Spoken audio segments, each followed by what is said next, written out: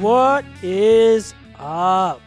It is Birds of a Feather, live from the Real Talk Studios on ATD Radio. The first half brought to you by Gibson Mayer, our certified public accountant. Make them yours, and by Specialized Physical Therapy. Our doc, find them, Burlington, Cherry Hill, Princeton, Specialized Physical Therapy.com. What up, Kevin? What is up, Missed Chucks? you. So you come back, And and now Chucks Chrome's leaves. out. What is going on? It's that time of year. Everyone's getting the sniffles. Yeah, for anyone that is wondering, though, Chrome is out due to a sickness. We hope he gets better soon. But he should be back next week. Just a simple feeling under the weather. But get better soon, Chrome. And hopefully the Eagles win last week, and the Eagles' hopeful win this Sunday against the Jets, which we will get into, will help you feel better. And on the ones and twos, as always, our man, our bro, Mr. Ryan Brodo. What is going on? Gentlemen, how are you? We are Good doing to see really you. well. It's been a shortened week. A shortened week. We yeah. saw a lot of each other on Yes, Thursday, yes. as everyone saw. Yes. Kevin, it's been a while. Good to see A you. little bit. Like I told you when you came in, we would have loved to have you. But with all the amount of hugs and high fives, and you were feeling under the weather, I feel like you would have contaminated the entire company. So See, I did win the over/under on how many times Chucks would be in Tom's arms. So yeah, good point. And for those of you who are wondering, I don't know if you can hear it. We can hear it. Mr. Softy is making the rounds, but we unfortunately will have to just pass today. That makes me sad. No ice cream. Just No pre-show taunting. ice cream, Just but taunting us. I'll have to get it afterwards. But anyways, guys, thanks for tuning in. Birds of a Feather tonight. Our poll question brought to you by Specialized Physical Therapy. My bad. It's okay. Specialized Physical Therapy. The Eagles should be a run-first offense after their showing against the Packers. Agree or disagree? We will get into the Eagles-Packers recap, talk about the game, give our reactions, our feedback. We will also, as always, talk about the other Week 4 games around the NFL. Some games were more enjoyable than others. Actually, it was a pretty enjoyable week. it was better this week than last week. Yeah. So we'll get into that, definitely. There are a lot of games we want to get into. So we'll discuss that, along with some trade rumors that are heating up. I'm not going to say who yet. I think we all know who I'm talking about, though. It's a person whose first name begins with Jalen. Oh, I thought you were talking about Duke Riley. Maybe. And then we'll also, before the end of the show, we will preview the Eagles-Jets matchup this Sunday real quick, and then end with some no huddle, as always. Which actually, I can't say as always anymore, because we always seem to run out of time before we get into no huddle. So let's make it like a frequent thing again, because there definitely are some little tidbits we all can cover here and there. So, the poll question, Kevin, Yes. after seeing how the Eagles dominated the Packers on Thursday on the ground, should the Eagles be a run-first team from here on out?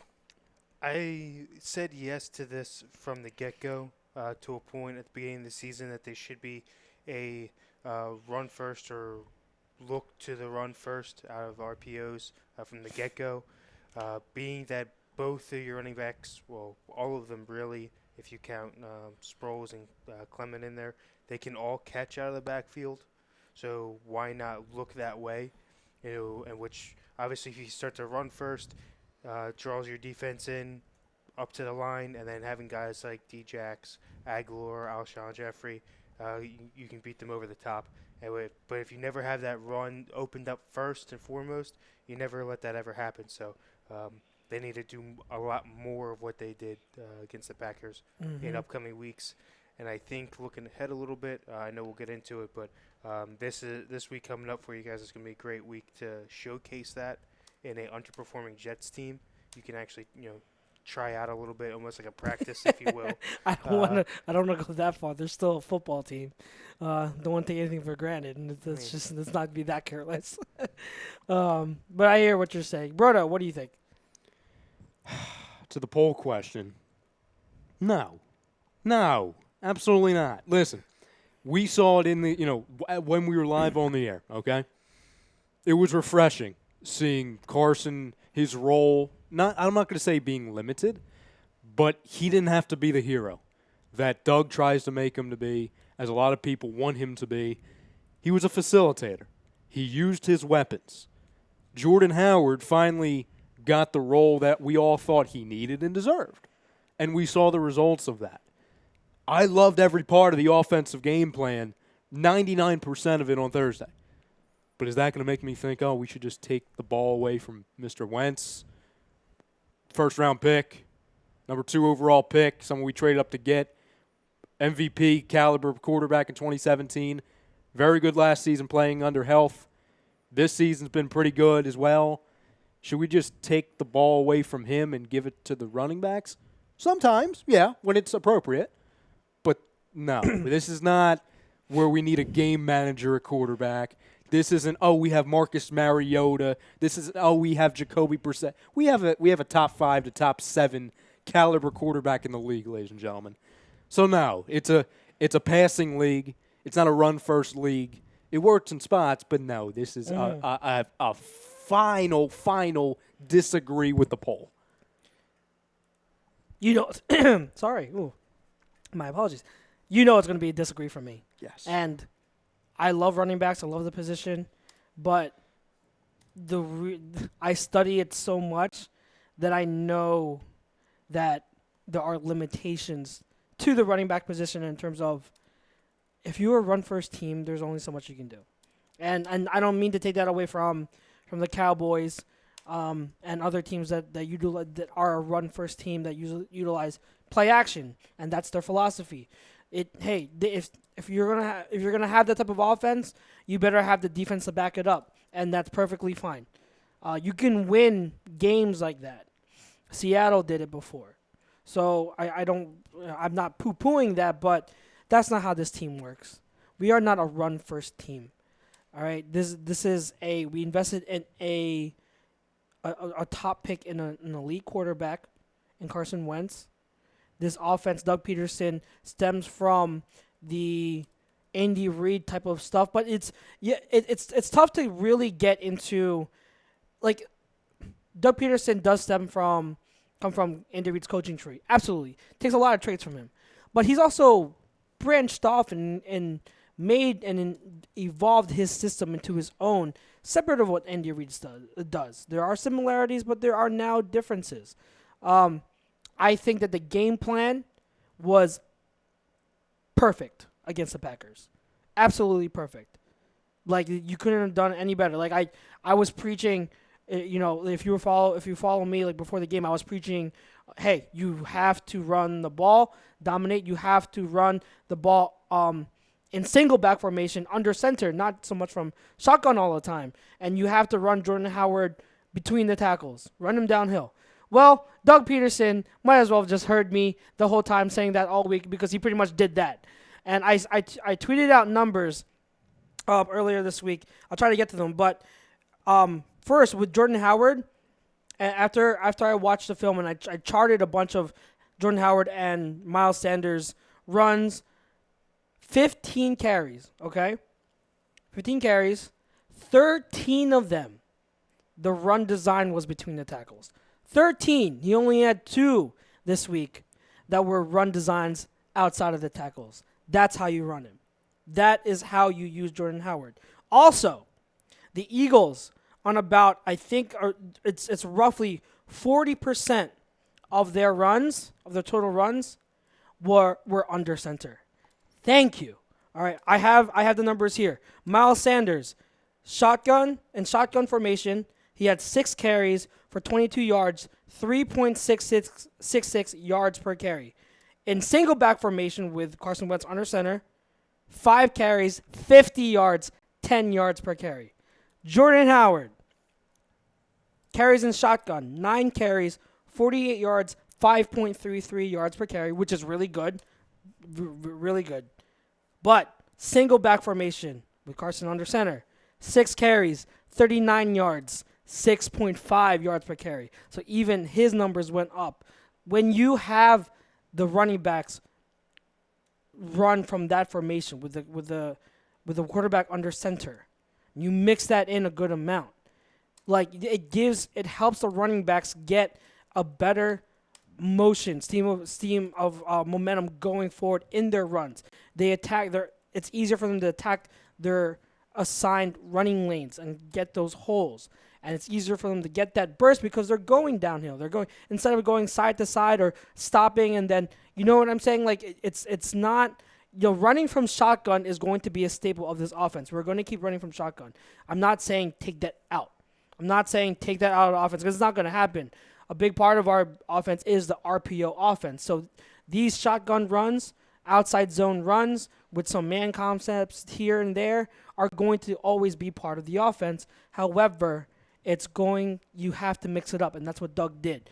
And the reason why I say disagree to this having to be a run-first team is because it's not about how many times you run the ball. And I've been saying that for the past couple of weeks. It's not about running it 25 times, 30 times. It's about running it well. If you're running it 25 times a game, but you're only averaging 2 yards per carry, what's that going to do? How does that help anyone? That is ineffective. That makes no sense. The Cowboys, and we'll get into that this week, but the Cowboys ran it 18 times in their game total. Zeke wasn't going anywhere. So what do you expect them to do? Run it 10 more times? That's not going to do anything. You have to run the ball effectively. If you run the ball effectively and well, then you are able to open stuff up with play action. Then you are able to open things up through that. But running it more doesn't do anything if you're not running it well. So there has to be balance week to week. It's going to be different depending on the game plan. We're going to face defenses where the run defense is bad. Where the run defense is good. So we can't go into that with a game plan of let's run first. You have to be able to adjust. But the key thing is this team shows that they can go in, depending on the matchup, and run the ball if they want to, or they can go in to another game and pass the ball if you want to. The capability and ability of this team to be able to do either or when they need to is what's going to make this team so good. Yeah, that was a long rant. I'm sorry, but there's a lot I had to say about that. I really do apologize. I had to say a lot, but there's a lot I had to get off my chest because there's some fans just saying way too much about this being a run first team. Oh, we're seeing in this chat right now. I can't believe some of the stuff I'm reading right now. But that's not going to happen. You cannot be a run first team with this.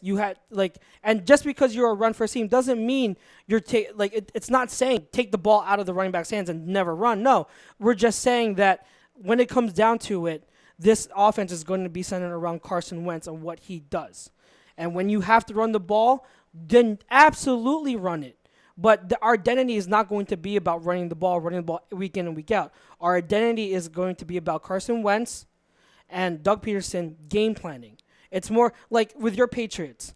And sorry, and I'll let you talk after this. But with your Patriots, do they go into every week saying, "Okay, our identity is going to run the ball. We're just going to run the ball every week, no matter who"?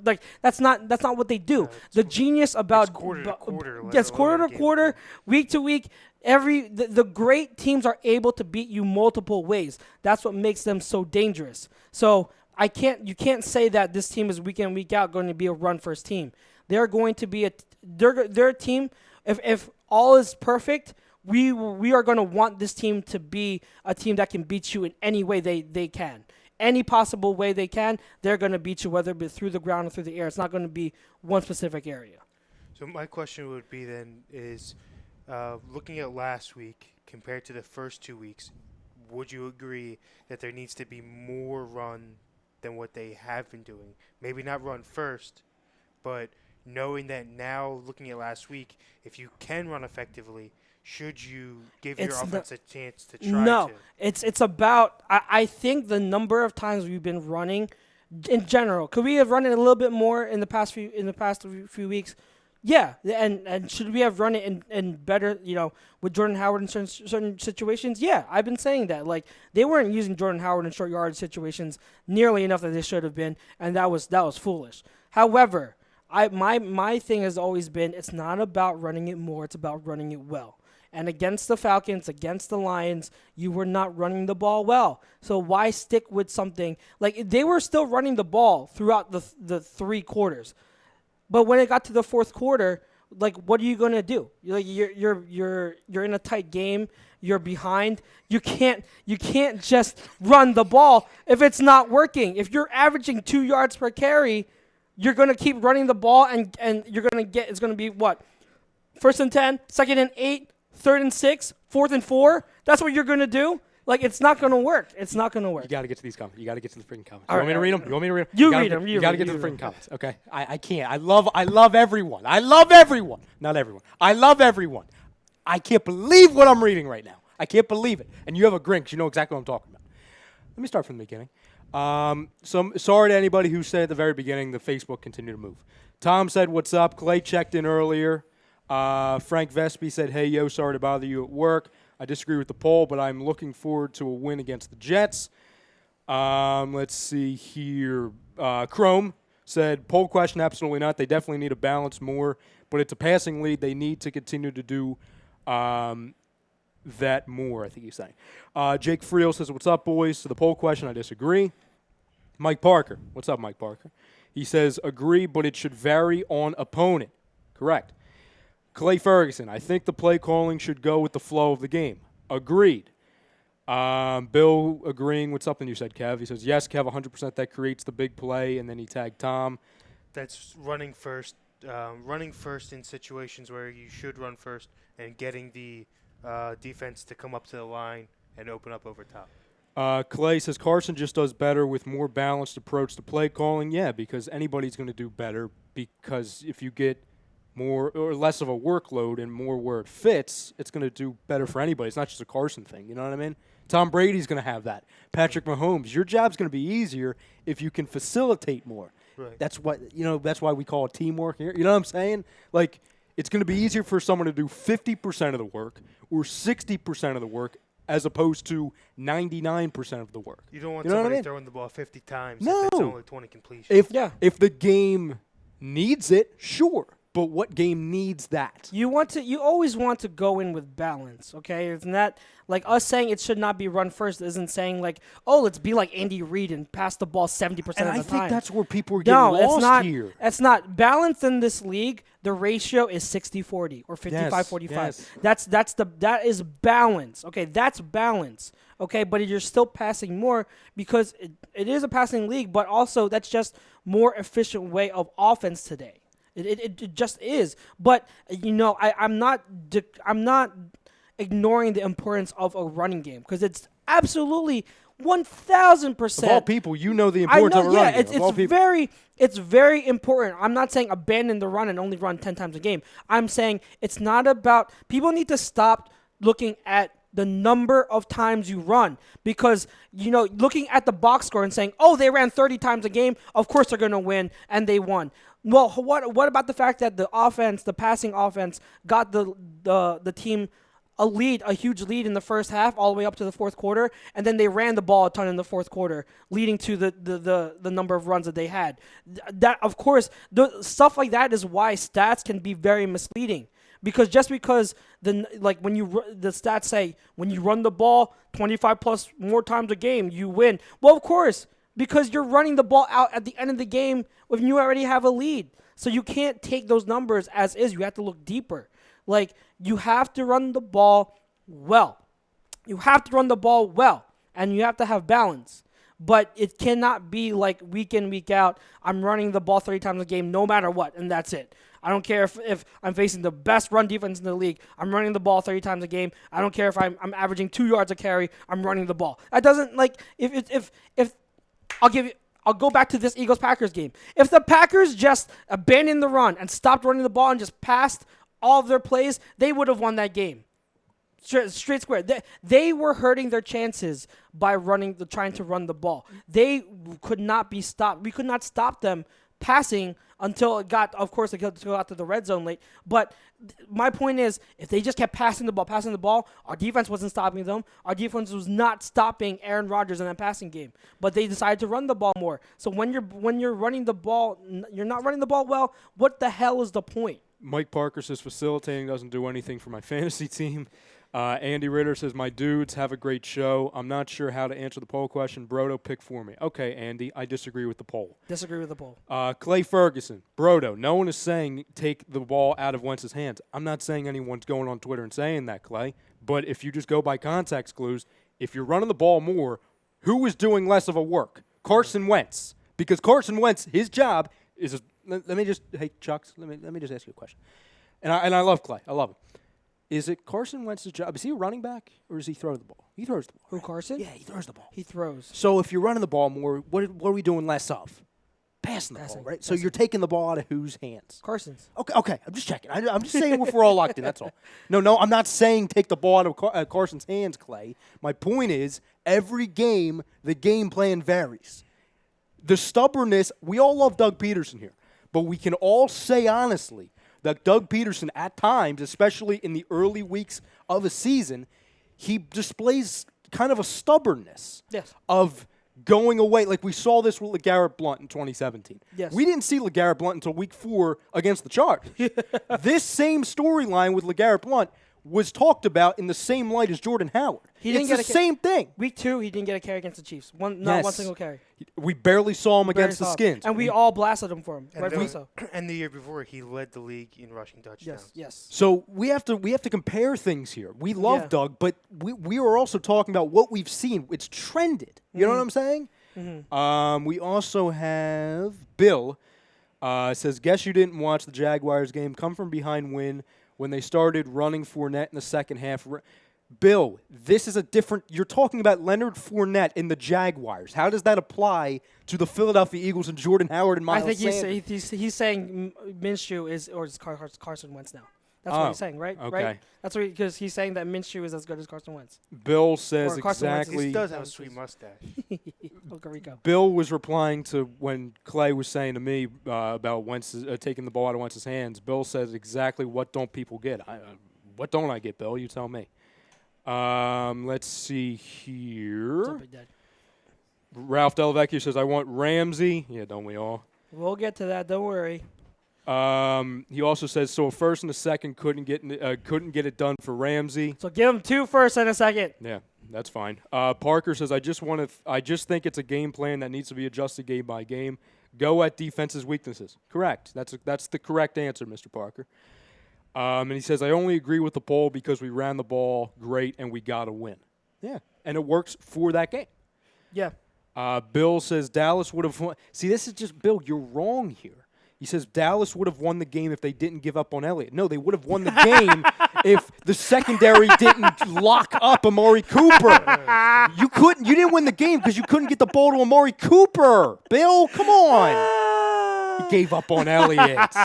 Were they thinking going to Tony Pollard? What are we doing? Like, what are we talking? They gave up on Elliott? Did we see the same game? The Cowboys were averaging like 2 yards of a run. It didn't work. It wasn't working. They lost the game. The Saints defense is freaking good, all right? And they were focusing and keying on Elliott. The Cowboys lost the game because Jason Witten fumbled and they couldn't pass to Amari Cooper and Dak Prescott sucked. That's why they lost the game. It's another theme where Dak Prescott, when the running game is not working, he cannot carry that passing offense. Here's my point. Without an effective play action, he cannot pass the ball. Now, why wasn't the play action working? Someone answer me. Why wasn't the play action for the Dallas Cowboys working against the Saints? Kevin, why wasn't it working? First off, they couldn't do either. Their offensive line is not what anyone thought that it would be. Simplify it. Why wasn't it working? Because you can't run. Because you can't run. Because you can't run. You cannot run. You are averaging 1 to 2 yards per carry. You cannot run. There's no RPO if there's no. There's no pass. There's no play action threat if you cannot run the ball. You have to run the ball better, not more. And if you're not running the ball better, running it more is not going to do anything. I don't know how many times I'm going to say it. Running the ball more, but bad is not going to do anything for play action. Not a single damn thing. Not a damn thing. Not one. I guarantee you. No one defense is going to bite on play action if you're not running the ball well. Regardless of the play call, I know what my prediction for the game was. Did anyone else here actually think that Dallas was going to go down there after playing 3 teams with no record in the first place.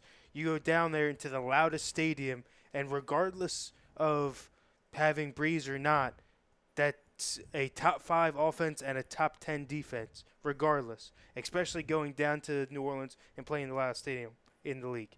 There's no shot. I mean, I'll say this: Kellen Moore and Dak Prescott, they looked. It was better in week 1 and week 2. Week 3, and this is all I'll say until later. Week 3 against the Dolphins, yeah, they won handily. But if you actually watch the game, their offense was bad. The Dolphins were in that game in the first half, or even I'd say throughout 3 quarters. They were in that game. The Dolphins were going toe-to-toe with them because the Cowboys' offense was bad. Play calling was bad. All right? When they do not have Zeke running it well, they do not have that play action, and when things get tight late in the games, that play calling is reverting back to as it was last year. That's the trend I've been seeing in the last 2 games. That's exactly what we saw in week 4. So, again, what are you getting on the chat? Bill had said, and I'll go back to the other ones, but this is on what we're talking about. He just responded, says, what is your narrative you say they had Cooper locked up and they couldn't throw, and then say that they couldn't run either? So what should they have done? Explain. Well, that is why they lost the game. That's why they lost. It's because they couldn't do anything on offense. Couldn't do anything. Am I They wrong? don't have anything. Here's the key. Yeah. You only have one true receiver right now, Amari Cooper. He's double teamed on one side. What do? Wheel routes and outside stuff on the opposite side where the double team is not. You can't run up the middle. So you go line. A good offensive coordinator would draw up play designs to get the other receivers open. That's what you do. That's what a good offensive coordinator, offensive mind, does. When your top 2 players are taken out of the game, they scheme something up to get the other players involved. But, I'm sorry, Bill doesn't believe in scheme. Remember that, guys. Just remember that. Just remember that. He doesn't believe in scheme. So I guess just throw that logic out the window. I completely see. Clay's 100% spot on. He says Dak is too dependent on Amari. Because he's the only one they have. Exactly. Well, and Randall Cobb. And he sucked in the game. So here's another one. Bill, they tried giving it to Cobb, and he sucked. So that game reminded me a lot personally of what the Cowboys should have done in regards to the Super Bowl against the Rams. So you've got one side is Gronk locked up, can't do anything. He's running streaks down to the side. What do the Patriots do? You stack 2 receivers on the other side and run Edelman over the middle. They can't cover you. It's simple. It's play design. It's being able to draw something up for your other players. Right. That's what great offensive minds do. That's what they do. That's what Bill Belichick does. That's what Doug Pederson has done. What happens when Zach Ertz is doubled? He draws up something else. Then you don't throw to Zach Ertz. Then you throw to Nelson throw to Aguilar. someone Or else. hopefully not J.J. They Arthur-Whiteside. actually use him as ploys. Yeah. You make him the first read, knowing that's not where you're going to go And yes, they lost the game because Cooper was blanketed by Lattimore, and Zeke was That's the name. Yeah, Zeke was getting stopped all night by that defense, but they lost that game because they don't have the right offensive mind to draw up something else for to the be other creative guys. enough to waver from the game plan at hand, Mm-hmm. which again you can tie back to against the Packers when the Eagles played them. They lost. A big reason why the Packers lost that game was because they had to go off script, and it didn't work. They were on script for 99% of their first 3 games, the Packers.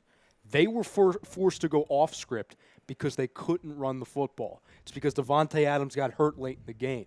And because of that, it came back and bit them. You know what I'm saying? Yeah. That's why. Yeah. It's really Is Bill a burner account for you, by the way, Kevin? It is not. It is. It's funny. They're saying, even Ralph is saying Kev is right, but like we're agreeing with Kevin about the Cowboys game. I don't know what the discrepancy is here. But in the end, this is what it is going to be. This team is going to run through Carson Wentz. The team is going to run through Carson Wentz. Of course.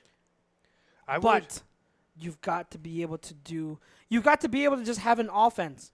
All right? Whether it's run first or pass first, however much anyone in the chat wants to disagree, or we want to disagree, what it comes down to is you got to be able to be versatile enough as an offense to be able to beat teams in multiple ways. So when the time comes for it, if you need to run the ball, you got to run it effectively. And when the time comes for it, when you need to pass the ball, you have to pass it effectively. That's what great teams do. Meager. Go ahead, Kev. I'm sorry. So just to clarify for both Bill and Ralphie, my opinion is a little bit skewed as far as what I think as far as the poll question and the way I think that they should run the offense. I think they need to be run first. I think overall it needs to be pretty split, even as far as how much you're running or passing or whatever's working. I think you need to run heavy early to open up your passing, because I don't think right now, with them being banged up, your receivers are strong enough to light the field up right away. I think that they need to have plays created for them versus the other way around. I think your running backs are strong enough to out the gate smack people in the mouth and then gain control and make people respect the line and press them a little bit more, which then turns into a pass game, and Wentz controls that way. I do, however, think that they need to start becoming a team that has the running backs in the pass game as well. I don't think they use them enough, but I'm personally a big fan of having running backs run outside wheel routes, having them even up on the line like Sproles was 2 weeks ago. I think that needs to happen more often. I think it will. I think the reason why we saw a lot of Miles Sanders used in routes down the field against the Lions. Didn't see it at all against the Packers, but I think it had to do with game plan. I think depending on the week, I think that's something they're going to be doing. And something that I touched on, and I made a video breakdown on it. If you haven't seen it yet, it's on A2D's social pages. But I loved my favorite. I love that Howard got it going on the ground. Don't get me wrong. Okay, everyone loves it, but just as much, I loved Howard getting thrown those two passes, because as I've been saying, you have to throw. Howard isn't going to be a running back that runs routes down the field like Alvin Kamara does, or Christian McCaffrey, or Miles Sanders. We've seen him do it. He's not that type of running back. We all know that. So get that out of your system. But however, he is capable of catching simple passes near the line of scrimmage on flat routes and in screens like that. He can catch those. So to help not make him so one-dimensional, and because the defense usually when they see Howard, it's like, okay, if they're not going to run the ball, he's not really a factor because he's just a runner. But if you do what you did against the Packers and occasionally throw him some simple stuff, screens, like easy passes in the flat, simple passes he can catch, to keep the defense honest and be like, okay, we still have to account for Howard in the passing game, because if we don't account for him and we leave him be, he's going to be wide open, just like he was against the Packers on that 20-yard touchdown. When he's not accounted for fully and they don't have the attention of the defense, he walks in for touchdowns like that. He gets big gains. So get him simple passes once or twice a game to keep the defense honest. You can do that. Show him that you're willing to be not one-dimensional with him. I think people are getting, and there's a lot of comments, and then I'll feed you guys some YouTube in a sec too. But I think some people are getting confused here with one thing. I think they're misinterpreting the whole more run. They think, more run. It's not about more run. And in situations like Bill is talking about, like other games, besides the Packers game, and I would agree, we should have ran the ball more. But I think we can all universally agree that it's not a more run thing. It's a more Jordan Howard thing. We weren't coming in here after week 1, 2, and 3 saying more of running the ball. It's more of Jordan Howard. Bill, you're the top guy for this. You're talking about Jordan Howard, to where we saw them run the ball in 1, 2, and 3, in weeks 1, 2, and 3, but it wasn't Howard. It was Sanders, especially in freaking Detroit, when kept fumbling the ball. Yeah. And then in the first 2 weeks, it was Sproles, mainly in that first week. First week it was Sproles, yeah. So we all interpret this different. That's why sports is great. But to me, I don't interpret this, especially coming off of that win in Green Bay, as more run. I interpret it as more Jordan Howard. And as Chuck, as you just illustrated, defenses for some reason see, he's only a one-trick pony. No, you saw him get involved in the pass play. Mm-hmm. So that means it's not more run, it's not more pass, it's just more Jordan Howard. See, like, and what I'll say to that is, to me, it's more Jordan Howard, but in a smart way. Yes. You see what happens when you get him running between the tackles. Because the first 3 weeks, it was outside zone. Shotgun, outside zone. Because that's the RPO element of the game. So, in RPO, you're going to be running out of shotgun using outside zone runs. If it's not there, you pass it. That's RPOs. But if you're going to be doing that with Jordan Howard repeatedly, it's not going to work. And in week 3 against the Lions, he really wasn't playing that well. Like when Sanders was benched for a while after those 2 fumbles, and they put Jordan Howard in, go look at his numbers. He wasn't running the ball well, and it's been documented by not only me but Ron Jaworski and other people, Brian Baldinger, who broke down the game. Jordan Howard didn't play well against the Lions, even though he was getting the ball more in Sanders' absence. He really wasn't. But part of that was also, I don't even blame fully. We can't just look at the lack of success from the running backs the first 3 weeks. We can't just look at it as Howard and Sanders. It is also the offensive line. The offensive line was average in run blocking the first 3 weeks. And they were great. They were great on against the Packers. Yes. That's also part of the factor. It's not just on the running backs. No. It's on the offensive line. But on Thursday, they were great, and both running backs ran so freaking well. But as I said, I'll say it again like I did earlier in the show. It's because they used smarter runs. They ran Howard between the tackles instead of outside, and they ran under center 40% of the time. That makes a difference, guys. That makes a huge difference. And if you are going to run the ball, run it smart. Run it smart. Don't be like Chip Kelly with DeMarco Murray when he's a power back and you're running him outside. You have to run Howard the best way possible. Well, and that's between the tackles. And not only in that way, they didn't in the first 3 weeks run him at the proper times. Forget about running him the right way. That's obvious. Running him at the proper times. They would use him on 1st and 10, 2nd and 9, and then they would use him on 1st and 2nd down, and they would have 3rd down and 3. Like, that is perfect for him. Short yardage, 3rd down. And then they put in Darren Sproles or Sanders. They would use him when they don't, need him. And then in the plays that they would need him, they don't use him. I don't know who – we never know. But I don't know who it is. No. Who it is determining the rotation. We've heard it's Doug. We've heard it's Deuce. So we don't know. But whoever it is determining the rotation, they gotta be smarter with this. That's the one thing that bugs me is your rotation doesn't make sense sometimes. You're putting guys in there that don't fit what their strengths are, and it really doesn't make sense. Like since the day, and you guys know me, I'm not the biggest Howard fan because I always thought he was overrated because people thought he was elite. I never saw him as an elite runner. I saw him as a very good running back. I always thought he was very good. But the moment we traded for him, I was saying, you got to run him in short yardage. He is a powerful back. He is a downhill bruiser. He falls forward almost every time.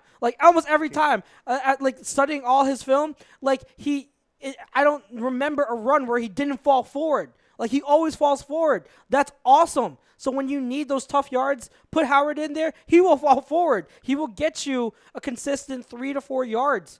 If that's what you need on 3rd or 4th and short, you give it to Howard. You have to have Howard in there. Let me fly through some of these comments just so we don't fall extremely behind. Meager says, I'm going to disagree with the poll. Keep it balanced. Have a great show. Bill says, I called every run play against the Lions. You can't run the ball well if you run it every possession on the same down. Cyrus says, running the ball wears down the defense over time. No quarterback should ever throw the ball more than 30 times a game anymore. That is overkill. You should always have a balanced offensive all the time. Agreed. Ralphie's talking about the Brewers. I forgot there's a playoff. They're playing tonight. Baseball still going on? Yeah, it's the playing game. It's a wild card game. Yeah, they have playoffs too, Chucks. The World shoot. Series didn't have. Never mind. Grasshopper. Hello, Grasshopper. My young grasshopper. He says Jordan Howard should have had a minimum of 20 carries every week for the rest of the season, period. Rob Brinkman says this week the plan should be 60-40 run-pass split. Bill says the Lions game was disgusting, not running against that pitiful defense. I wouldn't call that defense pitiful. They ran. Yeah, that defense is not look what pitiful. See what they did? That- I mean, we're looking at it right here Yeah, on the screen. that Like, defense that's is not- legit. It's not pitiful And at they all. did run, and it wasn't going anywhere. They kept Patrick Mahomes out of the end zone. I mean, that's like unheard of. You know what I'm saying? So that's not pitiful defense. I mean, that's like pretty damn That's good. really good defense. Clay says that pitiful defense. Oh, Clay. See, Thank we're you, back. Clay. See, we're back. Clay. You Clay. He says that pitiful defense kept Patrick Mahomes from throwing a touchdown pass and slowed down that best offense in football. And there you go. There you go. Michael DeAndre said Jets are terrible. Eagles should win this game easy, and let's hope for the best. Grasshopper says he doesn't, talking about Jordan Howard, he says he doesn't get tackled for a loss, always gaining yards. Yeah, and he hangs on to the ball, too. Just make sure I call note for that. You know what I mean? Didn't want to put Next that game out you're in the gonna put air. him on the floor. I'm gonna be like, Ryan. Yeah. Bill Middlebrook responding to Clay says, yes, exactly, the secondary. Now you see why we weren't also not effective in throwing. Should have ran all over them, but no. Bill, you can't. But no, here's the thing can't about Bill. have it Here's, both here's the thing about ways. Bill. Here's the thing about Bill. He has a narrative. He has an I know opinion. Bill, yeah, I he's know not. He's not moving or Okay. budging. All right. No matter what logic you throw at No. him, he's not choosing his. Trust me, opinion. trust me. Bill he chimes in on Wednesdays. I know Bill. I know exactly who Bill is. Michael DeAndre says Dallas is going to lose against the Packers, and then he starts quoting Phil Collins. I can feel it coming in the air tonight. Oh I Lord, have them losing too. it's gonna be interesting. No Devontae Adams, though. That's interesting. That's something to keep an eye on. Bill says you guys love these monster throws and quick scores. You should stick to watching college football. When did we Okay, talk I about guess- monster throws and I quick guess scores? okay. Let's get rid of Deshaun then. We don't need Deshaun. We brought Bill, Deshaun when did here we for say that? no freaking reason. Let's Kev, just get rid of Kev, Deshaun. Did anyone say that? No. Like, where do you get this, Bill? Are you watching another show? This is what I'm talking about. He puts words in your mouth to fit his narrative. Nobody said No that. one ever said that.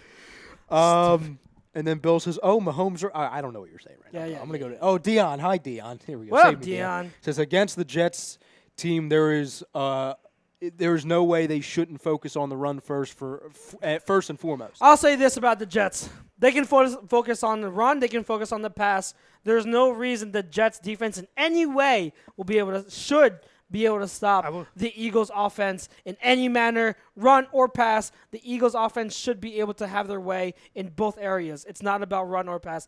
They can do either or. There's my preview. Go ahead. I will say that having seen the Patriots play the Jets once now, I think it's going to be a more pass-heavy game.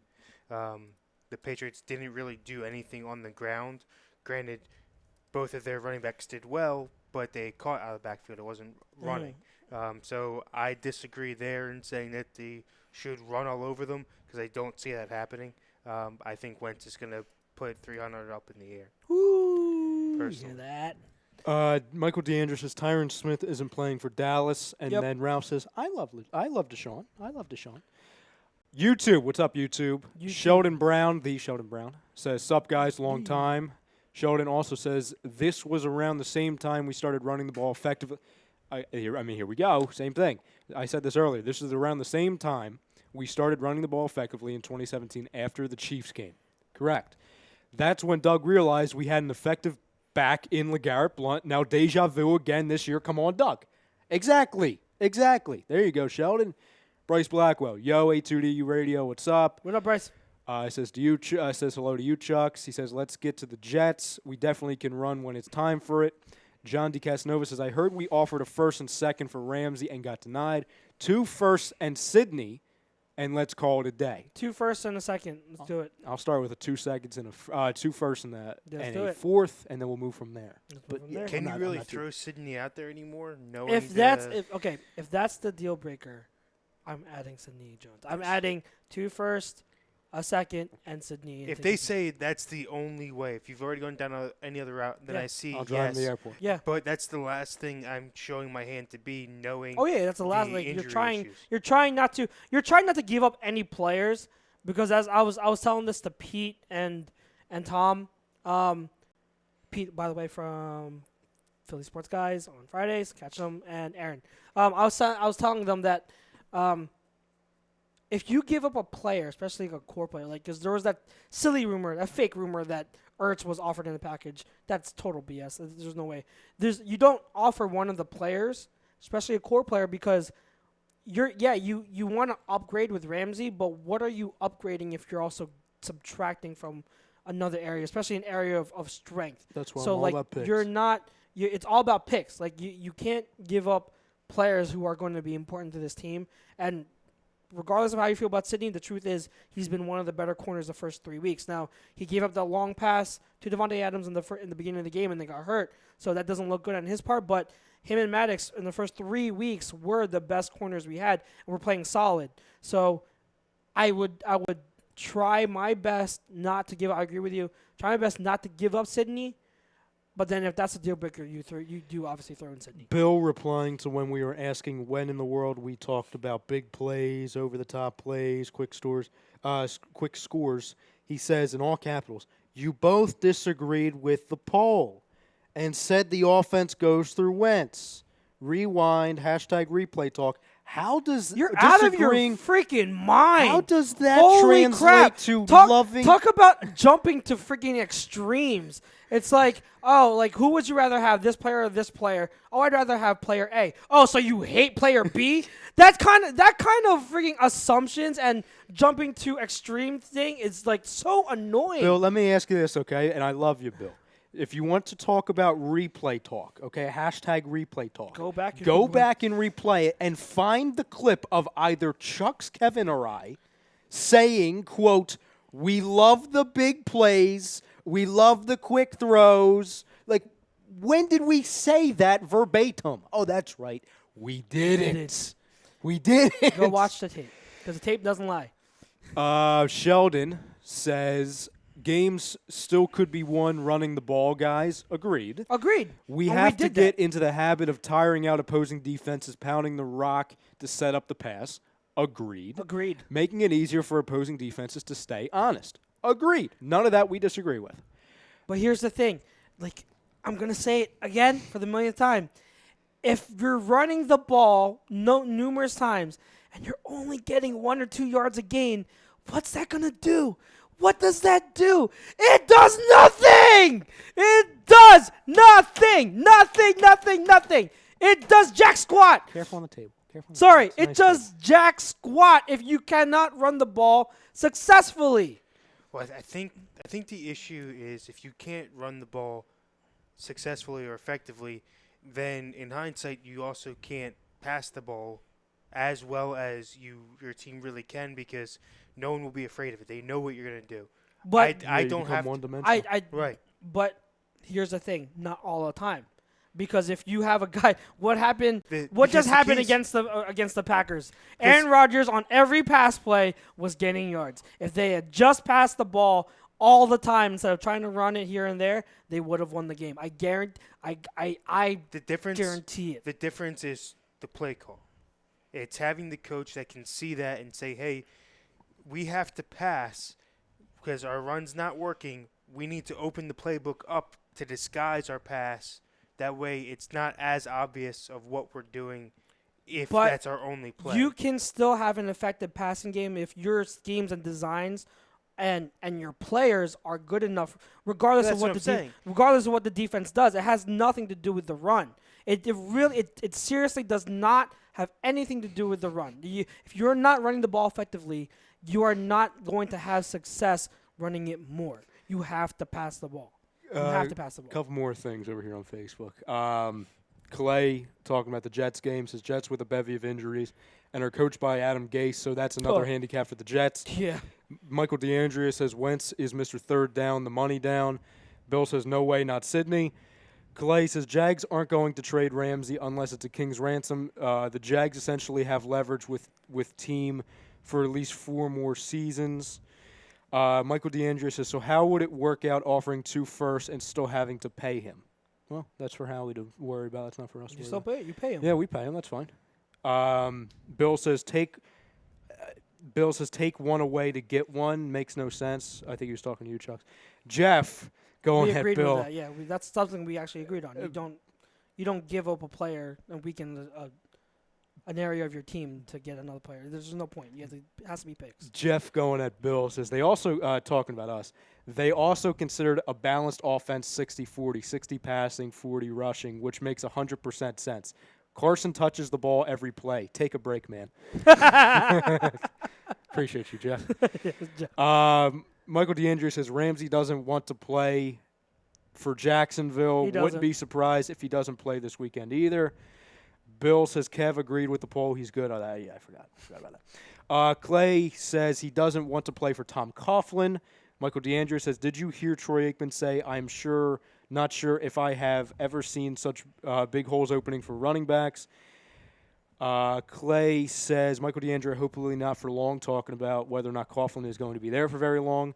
Bill, talking right to you, Chucks. He says, Chucks, when did we get a 1 or 2 yards a game? Oh, yeah, when your boy Sanders was running while Howard watched. You want to go back and watch Jordan Howard in the second and third quarters of the Lions game? Go ahead and watch it, Bill. And then he says, go ahead and watch there it, Bill. goes Kev again. You guys should take notes from him. First off, Bill, if you know us around here, it's hashtag no notes, so get with the program, Bill. Second of all, what's Kev saying that's so different from Chuck's? Yeah. What's so different? I don't understand. Bill always has his narrative, and he's sticking to it He's regardless upset. of what He's just regardless upset. of what logic it does.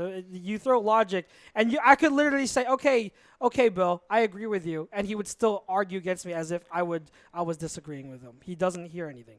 Eileen, hi Eileen, says wanted to pop in and say hi. Got to run. Great win for Hi, your Eileen. Eagles last week. Thanks, Eileen. And then she says, wait, do I see an Edelman jersey?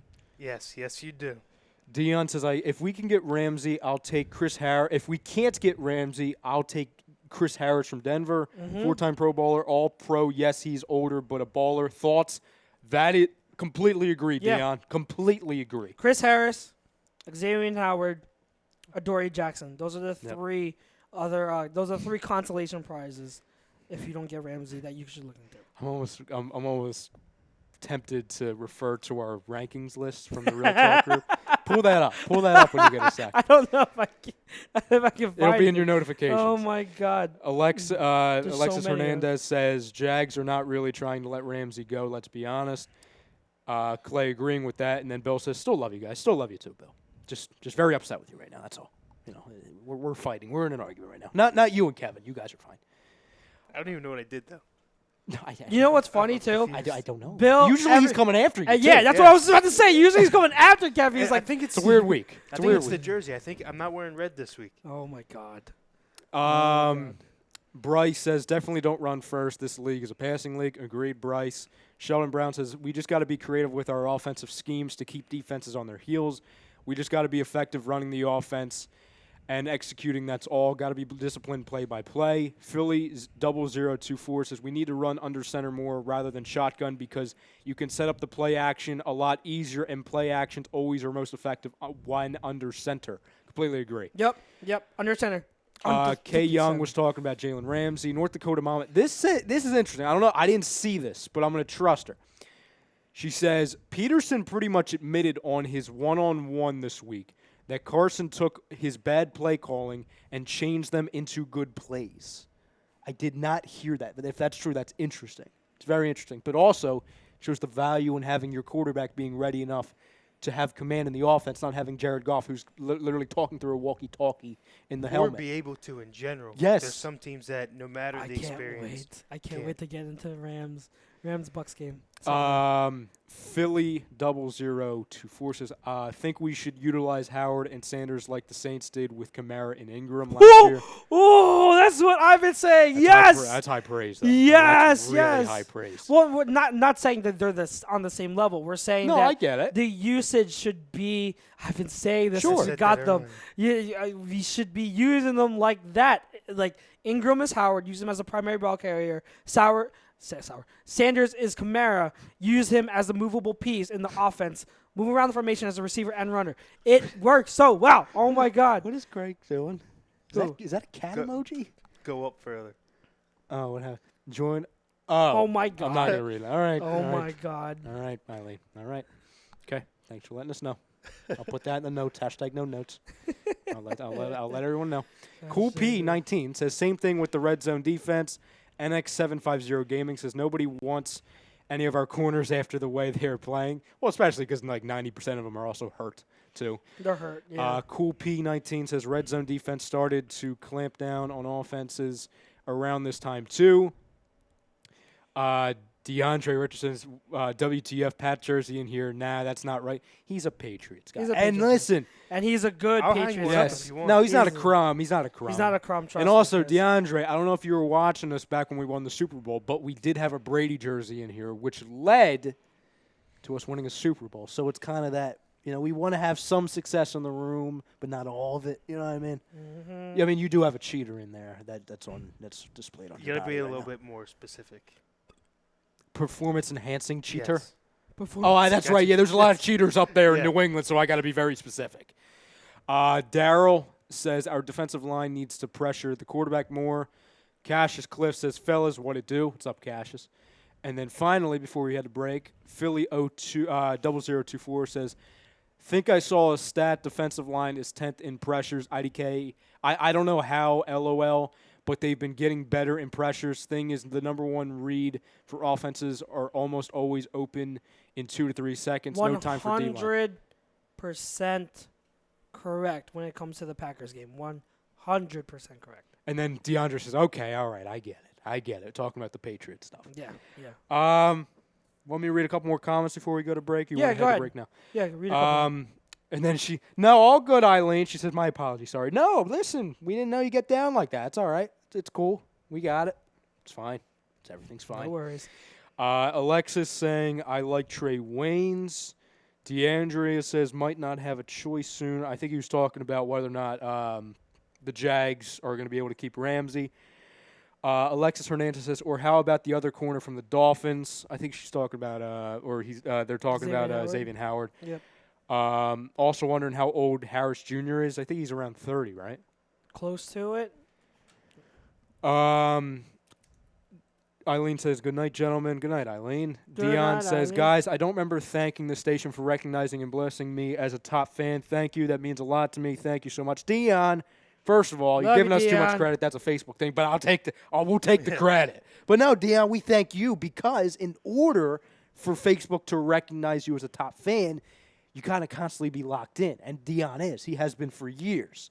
Locked in watching, liking, commenting, replying. Dion's all over the place. So you earn that, Dion. If it was our choice, we would give you a top fan 3 years ago. But Facebook only introduced the feature like 2 months ago. Way too long. You know what I mean? DeAndre says, honestly, I didn't watch Sanders in college, but this kid can be good, really shifty.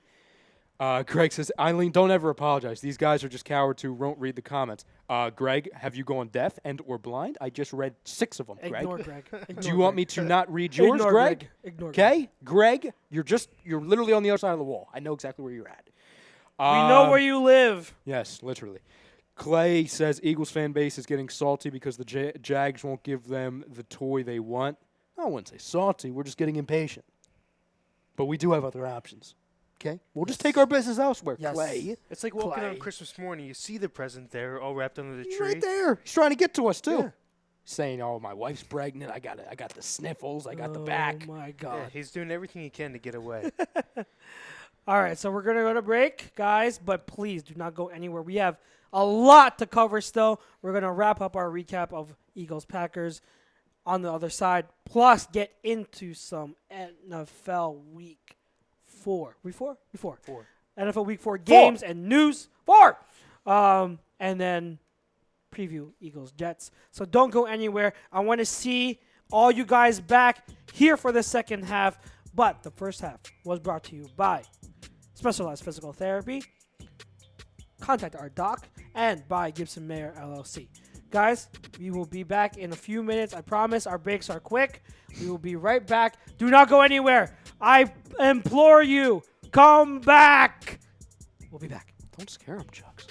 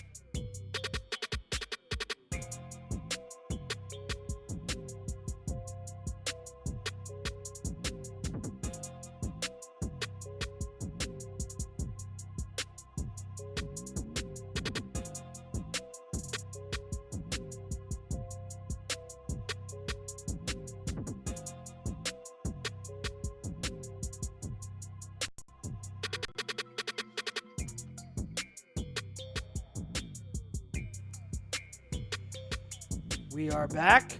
Birds of a Feather live from the Real Talk Studios on A2D Radio. A2D Live if you're on Facebook.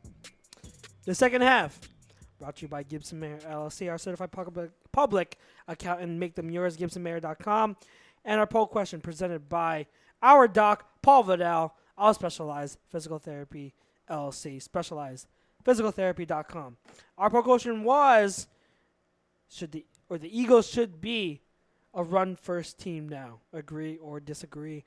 Majority of us said disagree. Some crumbs said agree. We'll just leave it at that. Before we move on to week 4, something I did want to address. We didn't really talk about the other side of the ball, so I do want to talk about just for like 5 minutes. But my God, the Eagles secondary. And I will say this, like, our defensive line finally started to get pressure, okay? Finally started to do its job, especially as the game went on. So it was really good to see that. Very good to see that. Because that was a big question mark going into that game. However, the defensive line can only do so much when the secondary is not covering. And that it's not just on the players. Sidney Jones was hurt. Didn't have a good, that he gave up that long reception to Devontae Adams in the beginning of the game. So that was bad, and then he got hurt. Avonte Maddox, and this is what I'm going to say. He had a really bad first half. He played a little bit better in the second half. Still was targeted a lot. He was picked on before getting hurt. Thank God it wasn't a serious injury. That's really good. But like everyone that was like, it was driving me nuts that as he was struggling through that game, there were a lot of people calling him out and saying he sucks. He needs to be gone. Like, apparently you guys are either really, really reactionary in terms of you overreact way too much to things that happen right then, and you don't take anything into account but what happened before, or you just weren't watching the games before, because Avonte had a bad game, but before that, he was playing really well. All right, he was the one corner in our secondary, along with, I'd say, probably Sidney Jones, but he was the most consistent. So, is he allowed a bad game here and there? Yes, it's fine. Like, it's not fine, but, like, in the overall picture, like, let's pump the brakes on calling out Avonte Maddox. He had a bad game, be critical, but there are so many fans who are like, he needs to be gone, get rid of him now. Like, calm down. Calm down. When he comes back in a few weeks, he will be better. I do believe that. And Sidney Jones, if he comes back, he will be better. I still believe in those two. I like what I've seen from Rasul. He's still the most physical corner we have, right next to Jalen Mills, and hopefully we get Jalen Mills back too soon. But it's not just the corners, and it's not just the players. They're playing bad too. They had a bad game, but it's like this whole defensive scheme, and like I don't understand what assignments they're giving these players. And when I'm saying I'm saying Jim Schwartz. A lot of these defenses don't make sense. These coverages and schemes don't make sense. They don't. Everyone should know that we play mostly zone. We play a decent amount of man coverage, but we play mostly zone. If you know zone and how to play zone defense, you do know that like it comes with just rules. You're not just dropping into your spot and just staying still. That's not how you play zone. When someone comes into your area, you have to follow them. You have to track them. And when there's a heavy flood of offensive players to one side of the field, the zone has to flow with it. Players have to flow and match and overlap with each other. So they have to rotate. These defensive players are not, it doesn't make sense because they're not flowing and overlapping zones like they should be. And also some of these assignments that they're asking, like Jim Schwartz is asking the corners on the outside to play so far back, and then asking the safety in the middle of the field to defend the out route. What sense does that make? If you're in the middle of the field, what sense does that make for your safety to defend the out route on the outside? That makes no sense. Like, it's the players, but it's also Schwartz. I want everyone to be fair because I honestly believe if Schwartz simplified this damn defense like he did last year, and he stopped playing so much cover 3 and played more cover 2, simplifying everything for the players, the players would be performing better than what they are now. But they're put into spots where they can't succeed. And it makes me really, really aggravated. And that better be fixed soon. Because if we don't get Jalen Ramsey, you're going to be stuck with the guys we have. But I honestly believe we can still win with the guys we have. They just have to be put in better positions and be coached better in the secondary of how to use these zones, how to play in these zones. See, my issue in watching this defense right now is I don't think the past 2 games, definitely last week against the Packers, is they're just not healthy. You're playing a defense where it's based on rotations. You're not playing – you can't really tell me that who your top 3 corners are any given week because you've got guys that rotate in and out, especially positional, on where they're at. So if you take away that depth in all the people that are hurt, now you're asking guys that are used to only playing half the snaps to play 3/4 or all of them. And then on top of that, with playing so much zone, it's already grueling on the defense because they are covering so much of the field, having to run so much more, having to, it's not like you're playing man to where you're covering one guy and running a straight line. You have to mentally and physically cover the entire field the entire game. And I don't think people realize that so much is being asked of them up front, especially with the depth issues, that you're not seeing what this defense could be, and you keep putting the promises from the beginning of the season at full strength on them, saying they should be better when they're not playing. I mean, yes, they could be playing better and they should be, but they're not playing as bad on paper as they actually are.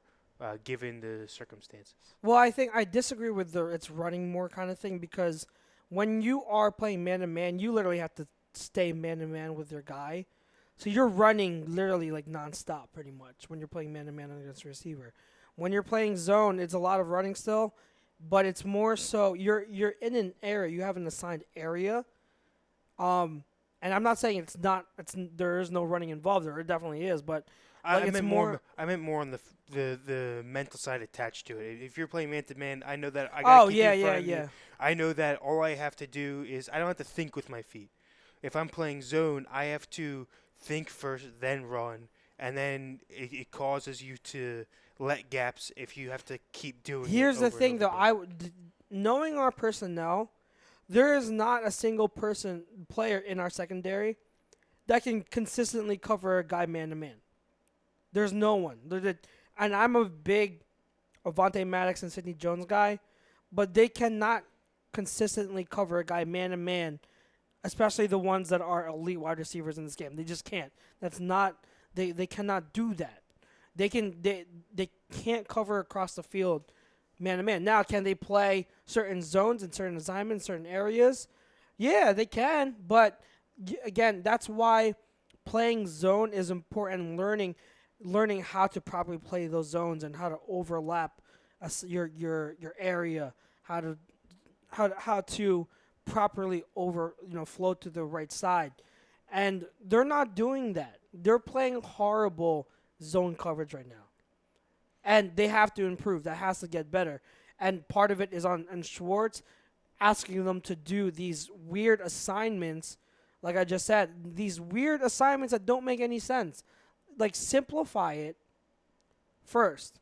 Play more middle field open coverages. And what I mean by middle field open is split safety coverages, which leaves the middle field open, but you still have 2 safeties deep.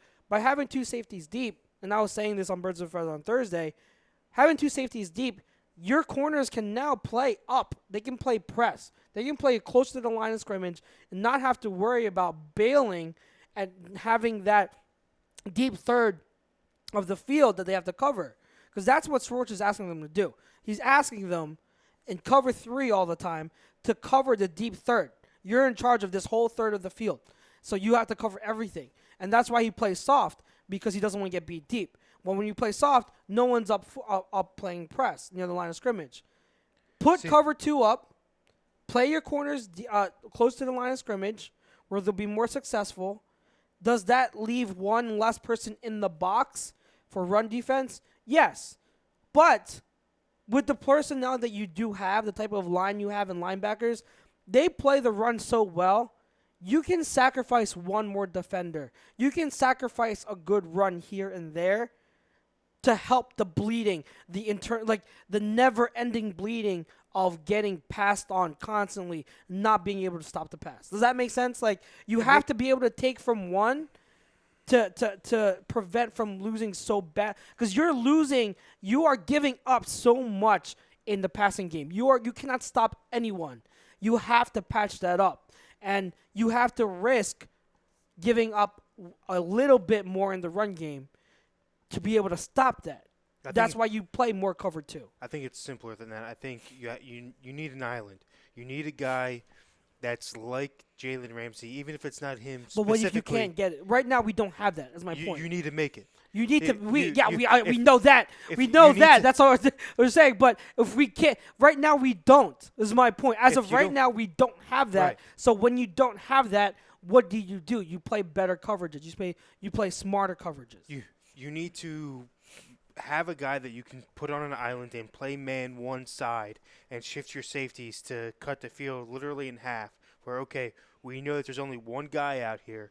He's covered by, whoever it might be, corner A. He's going to cover him the whole game one-on-one. We know that.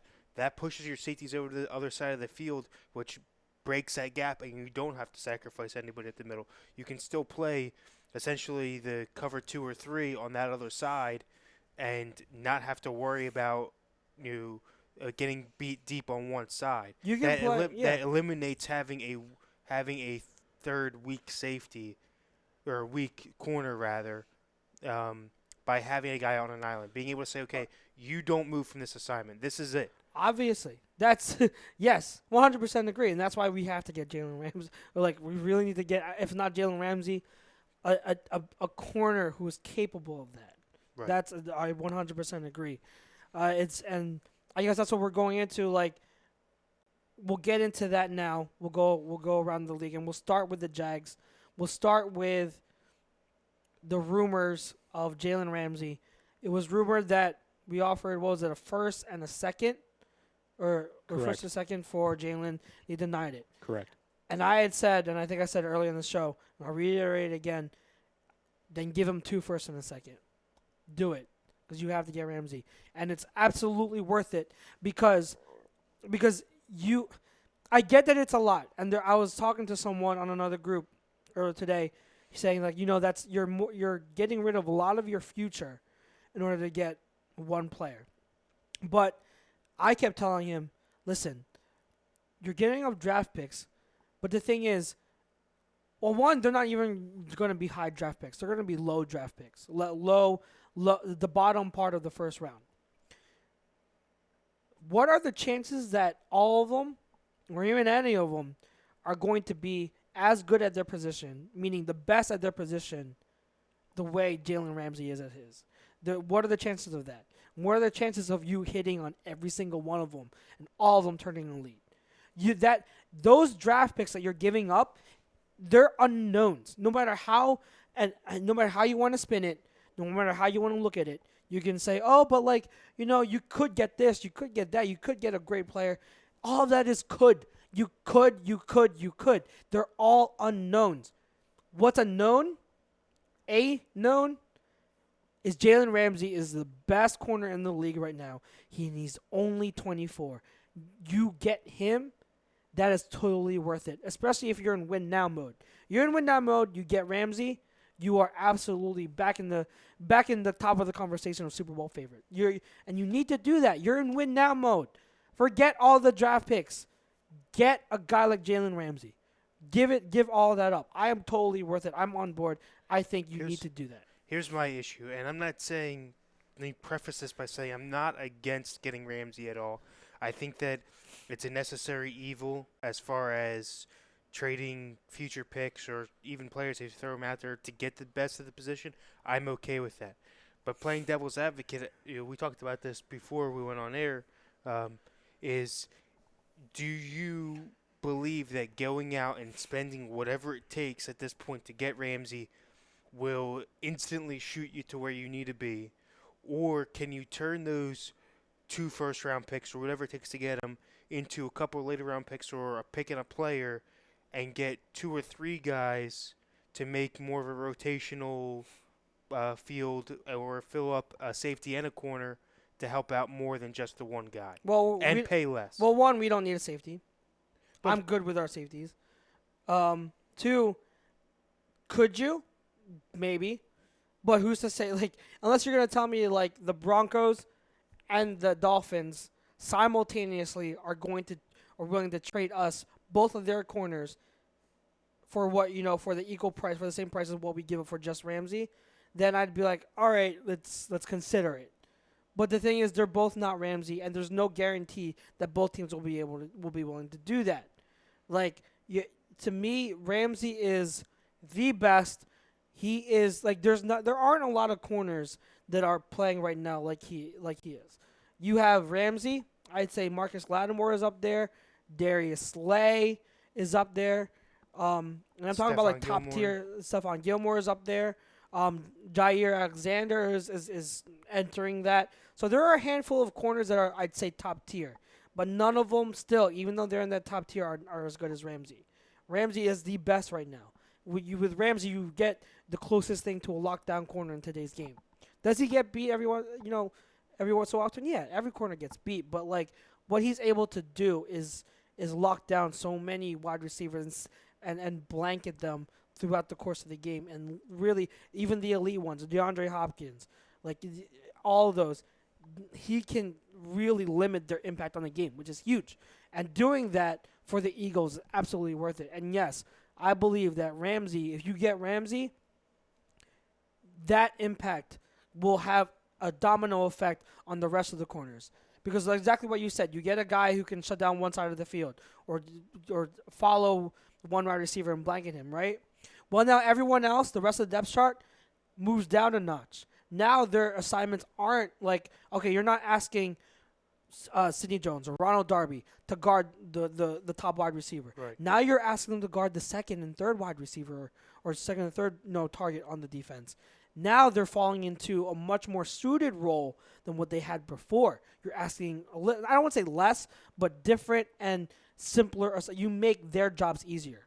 Get what I'm saying? Like, their jobs are now easier with Ramsey. I get it 100%. Like I said, that I just want them to do their due diligence and make sure that there's no other options out there that will be good enough for now at a cheaper rate. I don't think that it's as severe in the situation now at 2-2 that you need to go out and you necessarily need to get rid of 2, 3, or 4 picks, if whatever it takes to get the best guy. If you can go out and find somebody maybe 2 years older, maybe not as great but good enough in the position just for some help. I don't think that you need to just go out and say, you know what, he's the only guy we're looking at. We don't want anybody else except the best guy in the position. When every other team is doing that, all you're doing is driving the price up on them.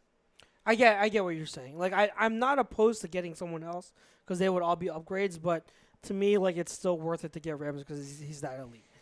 People in the chat, let's see, where am I going to go? We're going to Facebook.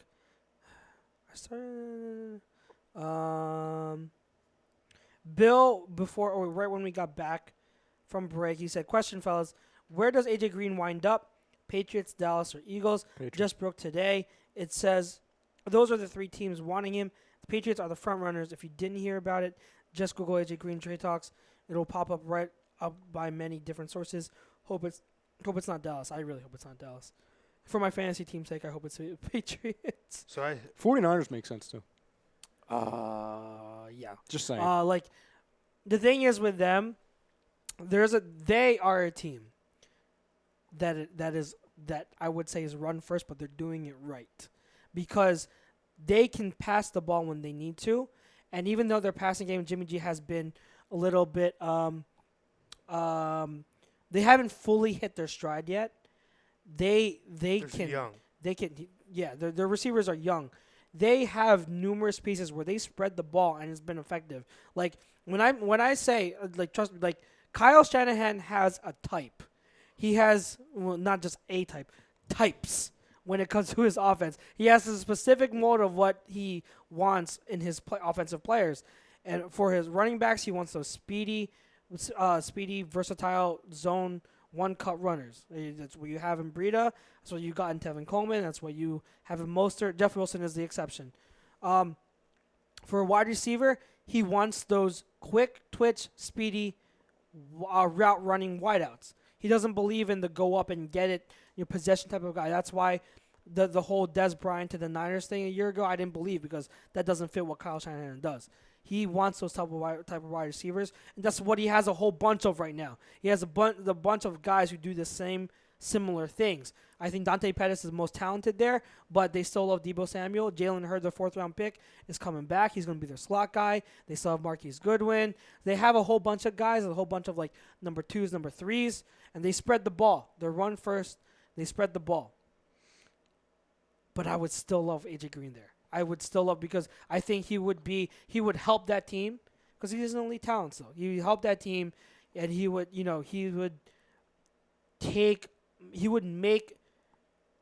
be Julio to them. Like what Julio was to Kyle Shanahan in Atlanta when he was offensive coordinator. That's what AJ Green would be to Kyle Shanahan now as the head coach for the 49ers. Seahawks make sense too.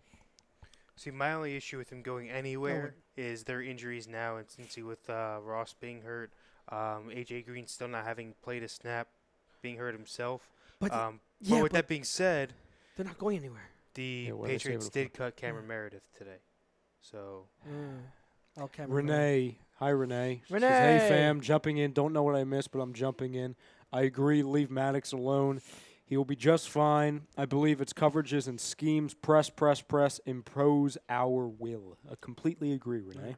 Agree. Philly 0024 says, I think the one cornerback has improved the most is Rasul.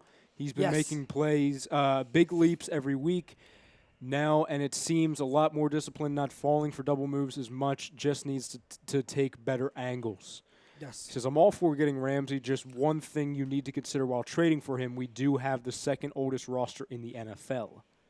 Well, New England's got the first. Well, Ramsey's that's why 24. you had a 24-year-old. I know what he's saying, though. If you're giving up picks that's two possible young kids. Yeah. You still have your comp picks and your middle-round picks. Bryce Blackwell follows up by saying, in all caps, go get Ramsey, send them everything. Yes. Philly 0024 says Stephon Gilmore and Ramsey are the two best cornerbacks in the NFL. Then it's second-level tier cornerbacks from then on. And then he says, Bryce Blackwell says, I think Harris is on the table. Yeah, I think anyone's on the table for an 0-4 football team in the Broncos. Yeah. But that's just me. That's just me. Yeah. All right, let's get to the games. Enough about trades. Let's get to the games. We got about a half hour, so it's a decent amount of time. I should have gotten to it earlier, but oh well. All right. Let's talk about Dallas and New Orleans. And I know we dived into it earlier, but so I want to open it with a question. Go ahead. And I have an epiphany, too. I had an epiphany last ahead. night, too. Which I think is going to be connected to my question directly. Mm-hmm. Both of you gentlemen had the Saints missing the playoffs, right? I did. No. That wasn't my You epiphany. had them. I had the whole NFC, the three teams NFC South making the playoffs. Okay. I had the Saints being the first wild card because I thought they look like trash. I thought the Atlanta Falcons were going to be really good and beat them by a tiebreaker. Mm-hmm. But I had the Saints still being more talented team. So do you now see them, A, making the playoffs, and B, winning their division? Yes and yes. Well, to answer your first question, I did have them missing the playoffs. That was my bold prediction of the year. due to, and I'm not trying to spin this, that an injury to Drew Brees is going to end up being a positive. I'm not going to say that. But the reasoning for me predicting back in August that the Saints were going to miss the playoffs was one of two things, or both things, actually. Number one, I thought, as well as a lot of people thought, the Atlanta Falcons were way better than they actually are.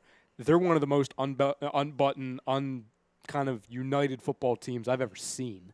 They have so much talent up and down the field, and there's just nothing. There's just nothing there. So that is a surprise to me because I saw them going to 10-6 and then beating, kind of to Chuck's point, beating them out due to a tiebreaker. The second thing is that, as we've seen the last 2-3 seasons for Drew Brees, he has a great September, October, then he fizzles out late. So I figured as much as the Falcons would beat them out because Drew Brees would lose a lot of steam. Well, he's not going to lose a lot of steam because he's on the shelf right now. So he's going to be nice and refreshed, which I could spin if Teddy continues to get the job done as, well, they just sent Drew Brees on a 6-week vacation. He's going to be nice and fresh in December like he hasn't been in the past 5 years. Brock Osweiler with Nail on Denver. the head. Yes, Letting, so Manning come back. they Nail could. on the head. I'm not going to do that. I'm not going to spin it into a positive until this has completely come to fruition. You know what I'm saying? Right. Because I don't know. Teddy could hit a wall next week and they can go on a spiral here. I don't expect it, though, because they have a very good football team. And he's not even doing anything. A lot of it's done run game and through Taysom Hill. Game manager, yes. So to answer your second question, which is a good one, by default, yes, I do have them making the playoffs because the Panthers are all over the place. I don't buy into Kyle Allen. Is that his name, Kyle Yeah. Allen? Yeah. Kyle Allen. He's been fine. He's a good story. He's not leading them to the playoffs. No, he's not. The Buccaneers, Jameis Winston stinks. Don't buy into the Rams thing, which I'll get into in a second. The Falcons flat out stink. They stink. So They're the Saints huge. by I was default. completely wrong about them. They're not who I thought they would be, which is. Go ahead. Want me to tell you that epiphany, though? Go ahead. And it's connected with two games from the past week. The Dallas game with Dak Prescott and the Rams game with Jared Goff. Obviously, especially around here in Philadelphia, we're going to keep those two under a microscope the most as far as young quarterbacks because, number one, Jared Goff will always be compared directly to Carson Wentz because one was two in that draft. Yeah. Obviously. Dak is going to be compared in light to mainly Carson Wentz and Jared Goff because not only was he in the same draft, but he's a division rival to Carson Wentz, obviously. I've watched every minute of every game that those two have had in their career. I've come down to the opinion, and I want to hear if you guys agree with this both in this room and at home, that the perfect way to sum up Dak Prescott and Jared Goff, while both recognizing that they're both very good, they could both be very good at times. Neither of them suck. They're good because they're not game changers. They don't carry a team on their back. They are facilitators to where they need a Todd Gurley in favor of the Rams or a Brandon Cooks or Cooper Kupp, one of them to have fantastic games in order to win. The Cowboys need someone under the umbrella of Amari Cooper or Ezekiel Elliott to have fantastic games in order to win. If one of those 5 players, 3 for the Rams, 2 for the Cowboys, if one of those 5 do not have fantastic games, the odds of them winning dramatically decrease. And you could say, well, Ryan, it all starts with the quarterback. Yes, but as we talked about in the first half with how Carson Wentz, all he had to be against the Packers was a facilitator, that's not what Carson Wentz is. This is what you see out of Dak Prescott and Jared Goff every week of every season they've played. There's no above factor for that. Yeah. When you see Dak Prescott leading the team, quote unquote, as far as the headline, it's quickly followed up with Amari Cooper, 175 yards. Or Zeke, 150 yards. 4 touchdown Ezekiel Elliott all-time. You know what I'm saying? Yeah. You never see A without seeing B. Yeah. Absolutely. And again, I'm not saying this because I'm an Eagles fan. I'm not saying because I'm a Carson guy. Carson Wentz, and I said this in the chat on Agree to Disagree, when they were recapping all the games and they were reacting to the Dallas game, this is why. And this is talking without the injuries, obviously. Carson Wentz is far above Jared Goff and Dak Prescott. Because Carson Wentz has never had a Todd Gurley. He's never had an Amari Cooper. And he's never had an well. Ezekiel Elliott. And he still performs But well. he's been forced to carry the team, Yeah. not be a facilitator. You see him facilitate with Jordan Howard. I love Jordan Howard. But Jordan Howard is not Todd Gurley or Ezekiel Elliott. No, he's not. You know what I'm saying? No, he's not. So No, that was he's my not. epiphany to where we know exactly who those two are. They're facilitators, and that's fine. What I will say about Dak, and I know we hate on, we make fun of Dak. Like, if you remember me, like what I've said, Dak is a good quarterback. Yes. Like bias aside, he is a good quarterback. I can't believe I'm going to say this, but the best or a great and fitting way to describe Dak Prescott was said by Colin Cowherd yesterday on his show. And if you don't know what I'm talking about, go Google it, go search it. I haven't even seen it now. Like, watch it. I won't get too into it. But he essentially in different type of words said what you said. Okay. It's about tempering and watching your expectations. Was Dak great? No. And if you are expecting him to be, and this is his words, if you're expecting him to be a Patrick Mahomes or a Carson Wentz or a Deshaun Watson, he is not. He is not those types of quarterbacks. But he is still it's not a bad thing because he's not a bad quarterback. He's a guy who will he will keep you in the game. At the end of the game, he is going to be someone who won't make the mistakes to get you out of the game. Someone like Blake Bortles was someone that did that. Like, he's a guy who he will be a reason why you lose. Dak is not that. He's a guy you win with because he will make sure you are at the end of the game in the game. He will make enough plays. Mm-hmm. But when, like you said, if the weight is on him alone to make something happen, he's not that type of talent. Correct. And there's nothing wrong with that because how many teams can say they legit have a quarterback like that? Mm-hmm. If you don't have an elite quarterback, you could still use and win with a guy like Dak. You can. I look at it this way. If I take a guy like Goff, I need to specifically make a game plan for him. I need to hand him the cookbook and say, here, go make me something. I can tell Wentz, I'm hungry, I want something, and he's going to go out there and make it. He's going to go out on the field, and he's going to make the best out of what he's got and put a W up on the board. I can't say that for either, especially Goff, Dak included in there. I think that he can do it if he has a complimentary running back in Zeke that's actually working. But just like last week against the Saints, if he has to rely on his arm solely and he has to go out and make plays, it's not going to happen or get done. Yeah, I agree. But that was like, go ahead. Go ahead. No, I was moving on to the next game. Yeah. Well, I was Yeah. going to say Clay brings up a very, very interesting question. Go ahead. Question for you guys. Is it possible that Foles got Drew Bledsoe? Yeah. And I had to say it because, we love Foles. But I think if Minshew starts playing or keeps playing like this, and I prefaced this weeks ago, and I said that, if people were saying, if Minshew, if the Jags keep winning, will Foles get his job back? And I said, well, it depends how he plays. How is Minshew playing? I don't care about wins or losses. I care about how Minshew is playing. If he's playing at a high level, he's keeping his job. If he's not playing at a high level, Foles is going to come back and get his job back. You know what's funny? And I purposely didn't say it for a reason. I'll bring it up in a second. But when we played the Jags in the preseason, I'm sitting here because it was during one of the shows, either Lazy Booking or Hockey App here, depending on what time it was. I'm watching it.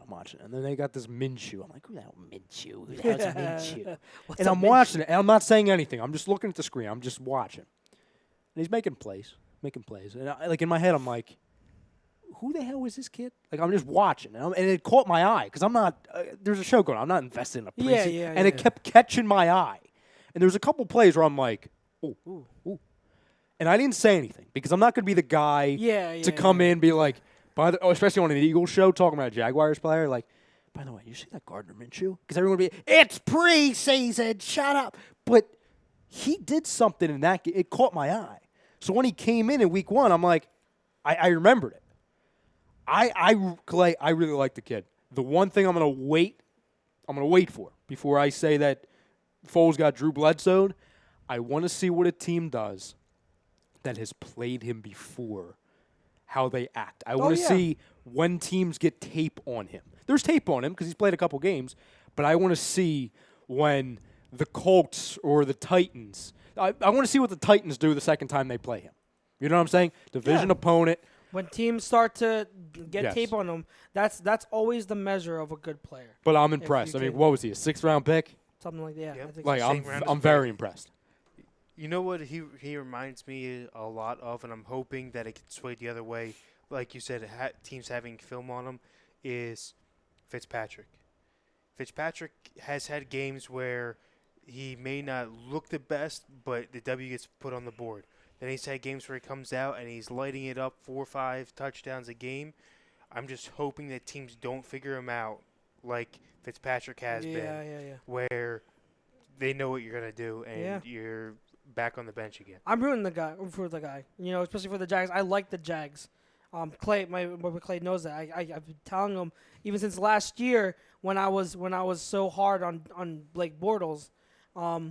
Like I like the team, and I'm glad to see them, potentially have their future quarterback. So it's good. And Leonard Fournette, man, beast. That division is wide. They're all 2-2. open. They're all 2-2. And I think Adam Lefkoe, before I move on to the next game, Adam Lefkoe broke down like the stats for them. Not only are they all 2-2, but all their point differentials, like points for and points scored, are pretty much exactly the same, except for the Titans. The point differential and wasn't points for points scored. It was point differential and turnover differential was like pretty much the same with every team. And I will it's not. Insane. I know I'm probably one of 5 people in the country who said this, but I will say it again. I will double down on it. If the Titans switch to Tannehill and he stays healthy, they're winning the division. I'm just telling you. This is not a Mariota. He stinks. I know that. That roster's very good. That running back's very good. And then Minshew, I just want to say, it's one thing why I think that Minshew Magic can be legit. They were down 17-0. Usually, game managers and backups, they're not the type of players to get you back when you're 17-0. Minshew did. Minshew helped lead that. Now with a lot of help from Leonard Fournette, absolutely, but Minshew came up with the plays. That's what Fournette's there for anyway. Yeah, that's what Fournette's there. So great comeback by the Jags. We have to talk about Rams-Bucks. I hate to say because it's only 4 weeks in. Say it. But so far, 4 weeks in, I was spot on with the Rams. They do not look the same. That defense does not look good at all. They are missing so much stuff up the middle. And I don't care what the stats say. Watch the game. Jared Goff is not he's not who people think he is. And if you think he's one of the top 10 quarterbacks in the league, he's not. He's not that type of quarterback. You just said it. I know you just touched on it. But I was saying this about the Rams. Without a consistent top tier running attack from Todd Gurley as your focal point of that offense, driving that offense, they're not the same team. They're not. Look at them, watch the game, and they do. You cannot tell me they look the same as they did last year because they absolutely do not. Chucks and Kev, you weren't here yet when I brought this up. Remember when I brought up, I said to you guys on a random Tuesday back in early June that I heard from, we'll call it a fantastic source, that the Rams were lying about Todd Gurley. Yes. And ever since I was told that, I received that phone call, I've been telling people, anything McVay says, he's lying. Anything Todd Gurley says, he's lying. The GM. I don't understand. I don't know if it's to protect him because they just gave him the money. I don't know if they're trying to keep the fan base locked in. We called this. without Todd Gurley being the best player on the field, they were taking a step back. Now, I'm not going to say they're going 8-8. I'm not going to do that. Yeah. They're not going 8-8. They're going to be a borderline playoff team, but they're not going anywhere in the playoffs. I had them at 9-7 or 10-6 around that. Yes, I had them 10-6, wild card getting in the playoffs. Yeah. But we're seeing this. And now you're hearing Chris Carter saying the same thing. You're hearing Cowherd. You're hearing everybody. You're hearing different players. Something's not right with Todd Gurley. Why aren't they using Todd Gurley? Something must be wrong out in L.A. What's wrong with Todd Gurley? Yep, they lied. I don't get why. I wasn't told why. All I was told is they're protecting him. They're lying. There's something majorly wrong about him. You're not going to see a lot of him in the season unless it gets desperation point. Because for some reason, and I get it, their mindset is we're going to try and keep him on ice for the playoffs. This isn't Joel Embiid. Yeah. You understand me? Yeah. This isn't Joel Embiid. This is the NFL. It's a little different now. Yeah, absolutely. He's hurt. He's still hurt. It's that arthritis that everyone wants to just ignore. No one's talking about the arthritis. Bill Middlebrook, before we get to you, Kev, Bill Middlebrook says, with all the turnovers, he still threw over 500 yards. Not too many guys threw for over 500 yards, but I agree the defense looks bad. Yeah, he threw for over 500 yards, but again, you can't ignore the turnovers, and you can't ignore the fact that they were forced to pass. They were forced to pass. Yep. And, of course, he's going to accumulate those stats. And he does have good talent at wide receiver. He has Cooper Kupp, Robert Woods, Brandon Cooks. Of course, he's going to pile up the stats. But just look at how he plays. He's not the guy. I don't want to say he's not the guy because you can win with him. But it's the same thing as with the Dak conversation. Mm-hmm. You have to have pieces around him. He is not – people were talking last year about MVP. He's an elite quarterback. Look at all his stats. No, another case of stats lie. Stats do lie because he's not that type of quarterback. The other part of it, too, is that it's kind of going under the radar. They lost a couple pieces of their offensive line. That's what I said. Yeah. I said they were turning over. They had 3 new offensive linemen going into this year. You know why what they did makes that? you think that that's a good thing? What makes you think they're not going to miss a beat? You know why they did that, too? Why they had to do that? They paid Cooks. They paid Goff. They paid Gurley. Yeah. That's why. That's why. I mean, that's why they could. That's why they had to do Talib. Don't forget about Akeem Talib. Oh, and Talib. Yep. Freaking Akeem Talib. My issue is, and I've said this in the past because I'm one of the biggest advocates for a old school smash mouth running back that is down the field. You know what he's going to do every play. You just can't stop it because he's just that good. In the type of player Gurley is it doesn't last anymore. No one else has a guy like this anymore. Look at guys like Frank Gore is the last of its kind. He was literally the last of that kind of running back. I would agree, but they don't lean on him like they do. Yeah. I know what you're saying. He runs like that, but it's very seldom they pick and choose when they're going to do it. If you look at guys like Jay Ajayi, LeGarrette Blount, DeMarco Murray, where are they? Yeah, no. They're nowhere because you have an issue where you're getting hit every single play. Absolutely. You're taking such a beating that would never work anyway. So why do you put up this false wall of saying, "Oh, he's healthy. There's nothing wrong with his knees." Look at the Super Bowl. Where was he? In the biggest game of the year with the biggest player on your team, and you're not playing him just because that's your game plan. Your game plan is to not use your best piece. I'm sorry, I don't know what this is. Yeah. Something's got to be going on there. Yeah. I already saw them as taking a step back. I didn't think they were going to be as good as they were last year, in the past. So I definitely didn't have them taking any steps forward this year. I didn't have them making playoffs this year myself, but that's where I see that team at. The last game before we get into No Huddle real quick, we have a few minutes, but I do want to touch on, just to give a few thoughts, Vikings-Bears. One, the Bears look better with Chase Daniel. Now, I don't know if that's going to be consistent. I don't know if they'll look better each week, but that game, they looked better with Chase Daniel. And why? Because he was executing the offense. Because Mitchell Trubisky stinks. That's why. I'll say it. But because he doesn't execute the offense. Stinks. I said it on draft night. He stinks. So that's that. And 2, man, the Vikings better figure some stuff out because you cannot, and I said it before, Dalvin Cook is my pick to win the rushing title. But there are games where you're not going to be able to run. you have to pass.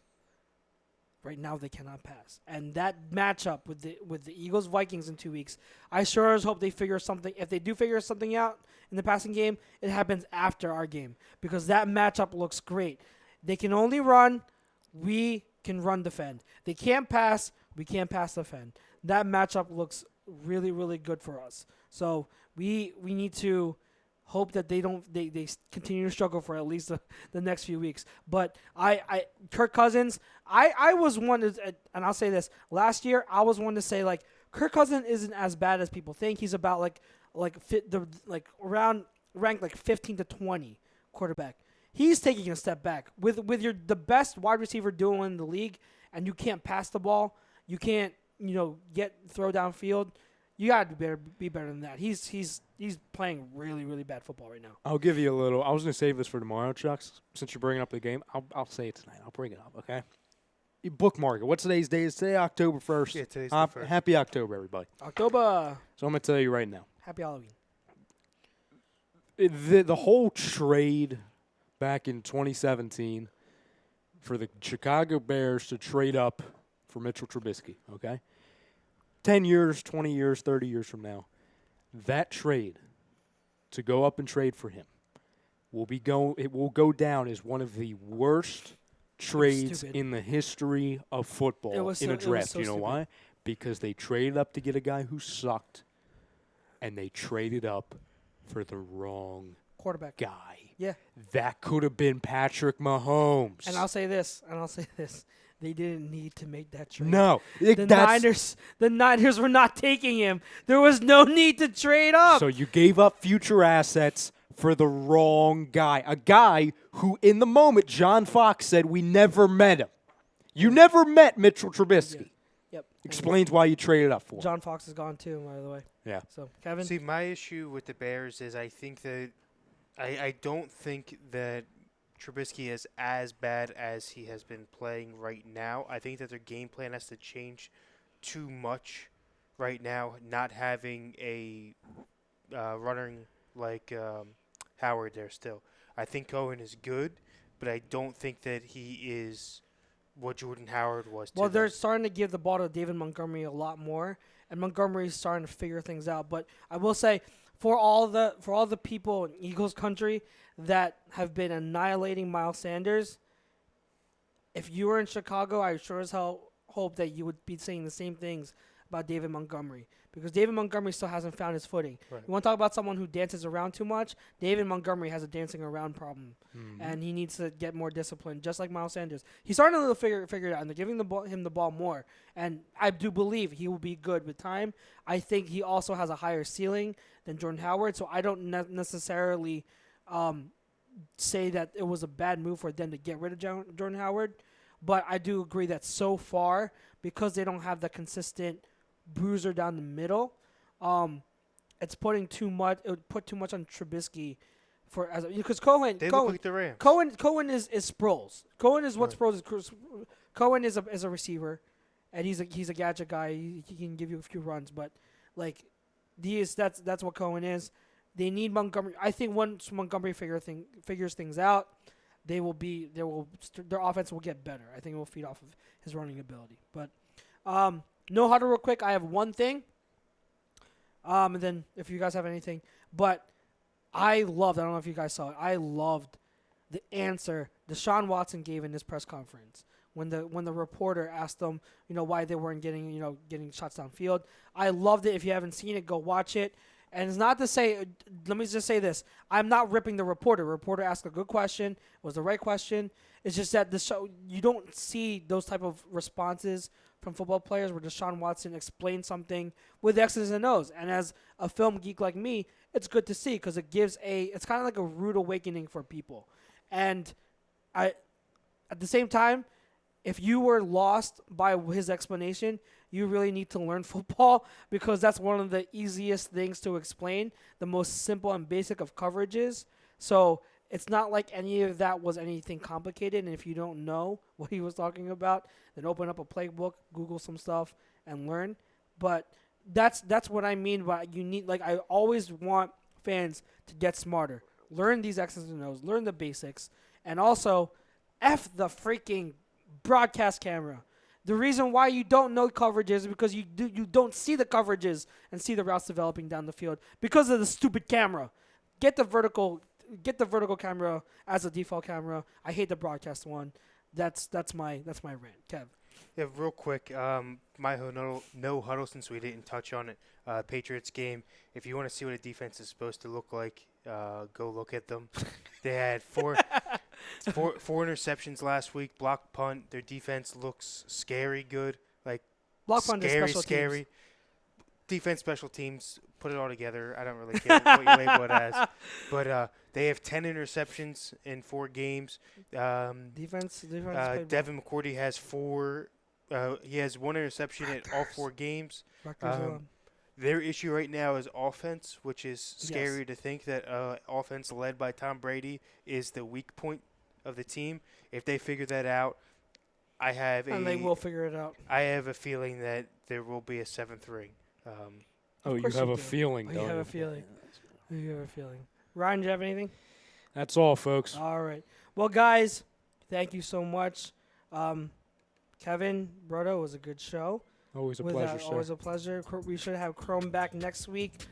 We didn't get to preview Eagles Jets much besides, a few things here and there, but all we're going to say is pretty much Eagles should win that game. Agreed? Yeah, agreed. Easy All right, win. guys. Well, thank you for tuning in again. It was fun. It was a great show. We appreciate all you guys chiming in, being part of the show. Make sure you catch all the other shows, The Fix tomorrow and AM and the PM, Lazy Booking and Hockey Happy Hour on Thursday, Philly Sports Guys on Friday, Weekly Roundup on Saturday, Agree to Disagree on Sunday, The Rundown in this very ring, and Sports Towns on Monday. We will see you next week. Fly, Eagles, fly. And guys, have a great weekend.